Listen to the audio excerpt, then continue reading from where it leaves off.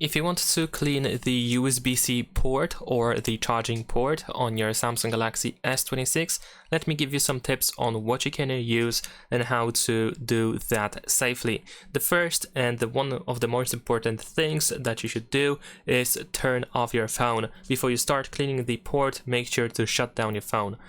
This avoids short circuits, of course. Now, what tools can you use? Ideally, you want to use something like a wooden or plastic toothpick. You want to gently insert it into the port, scrape out lint, dust, or debris with light motions. And of course, you want to avoid metal items like paper clips or needles. They can bend pins or cause shorts. Of course, pins that we have inside the port. We don't want to really destroy them by accident. You can also use a compressed air or something like a DIY alternative. If you don't have a compressed air can, you can try blowing lightly into the port through a clean straw. You want to avoid using your mouth directly, however, because it adds moisture and it can harm the port. You can also use a soft brush, something like a clean, dry toothbrush or something like that.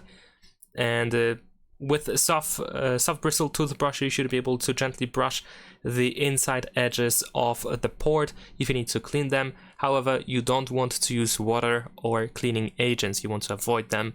Adhesive putty also might work. You can roll a tiny ball of adhesive putty like a poster tack or something like that.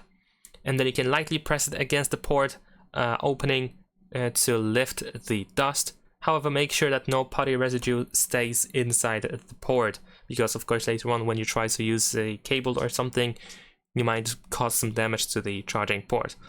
So what you should not do. There are some things that you should avoid. Of course, as I mentioned, you want to avoid metal items.